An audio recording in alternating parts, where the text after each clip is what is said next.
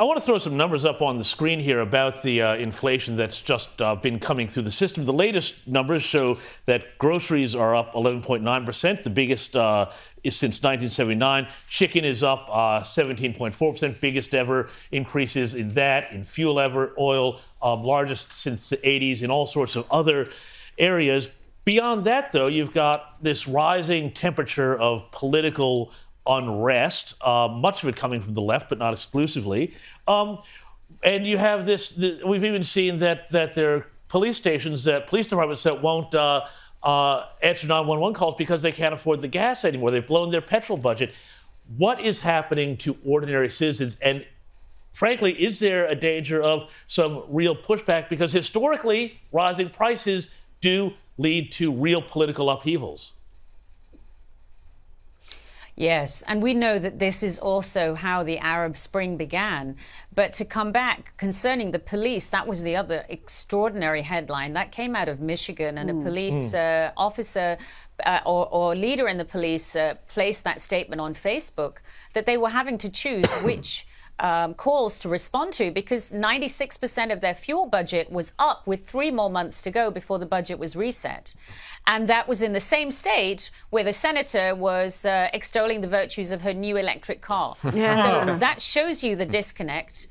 Also here in New York, the NYPD has taken the most terrible beating in public morale, demonization in various protests that happened in 2020. I take care of battalions of NYPD officers, and I'm very proud to be doing that. And I've never seen them so demoralized. And I look after 9/11 responders.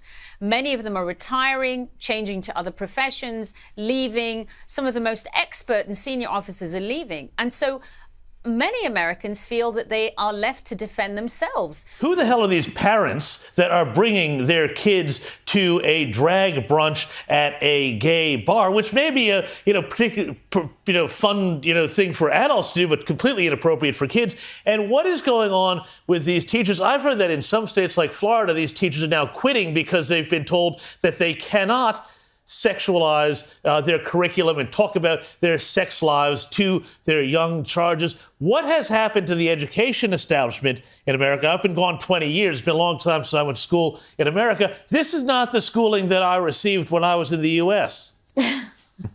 Me neither, James. And you nailed it. It's a parental issue, and all the parents there. I didn't see any nuclear family. I didn't see any typical stereotypical dad or mom relationship. It looked like people were with some sort of legal guardian or an aunt, and the kids were like there was perfect examples of other people, other journalists that went inside where the kids were trying to play with their handheld video game system, and the parent would grab it and say, "No, watch the drag queen." So it's a parental issue because now they're using their children. But listen, they're using their children for likes on social media in order to gain clout, in order to gain internet clout. And when it comes to the teachers, see, James, when I was in school, my teacher didn't have a social media page, so I didn't know what they did outside of 3:30 p.m. But now in this day and age, all of these teachers put all of their personal information, whether they go on a gay cruise or whether they go on a vacation, whether they're married to a man, married to a woman.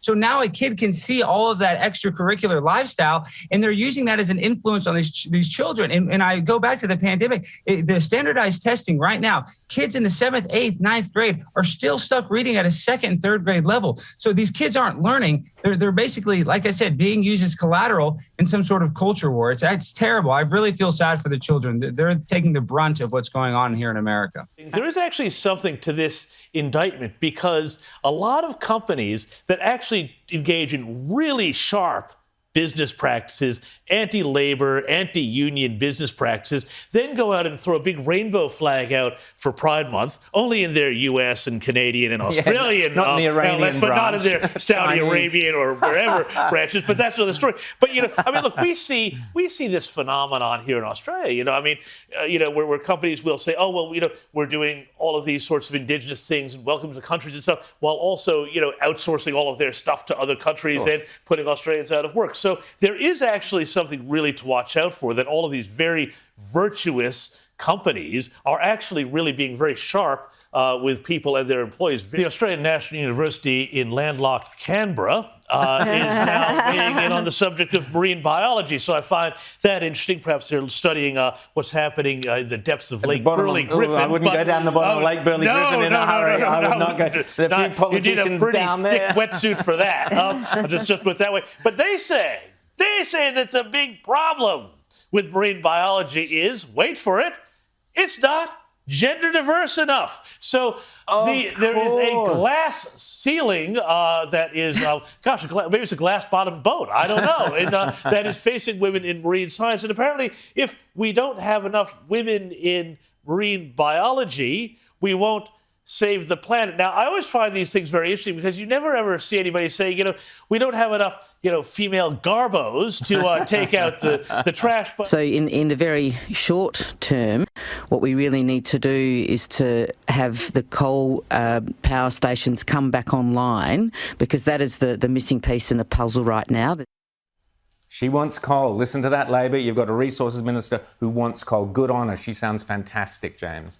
Well, yes, and this split within the Labour Party is something that Peter Dutton and the coalition can absolutely exploit. But also, I think that, if Anthony Albanese really wants to be a 2-3-term prime minister, he could have a real Nixon to China sort of moment with this nuclear discussion. If he was to come out and say, the Labour Party is dropping its historic opposition to nuclear. We're going to repeal the parts of the EPBC Act which prevent even the debate or the discussion around this politically. And let's have a real honest discussion about that.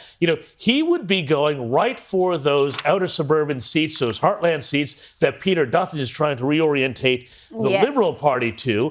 Americans nationwide are suffering sticker shock as they empty their pockets to fill up their tanks. It just took me $150 to fill up my tank. The U.S. today reaching another historic high for a gallon of gas, averaging $4.86. But that would be a bargain in California, where drivers at one gas station are asked to shell out nearly $10 a gallon, with the state average here of $6.34. When it comes to bringing down petrol prices, the Biden administration is, literally all out of ideas. Here's the U.S. Commerce Secretary speaking on the normally friendly CNN and admitting that, they don't have a clue. The president is asking for Congress and others for potential ideas. But as you say, the reality is that there isn't very much more to be done. Gosh, if only someone could have warned them. Maybe they should have watched this channel. Anyway, never mind. It's been the same story with inflation across the board and the pumping of trillions of dollars into the U.S. economy, which has led to prices for absolutely everything, surprise, going up, with Department of Agriculture officials now warning that Americans might be soon spending $1 an egg.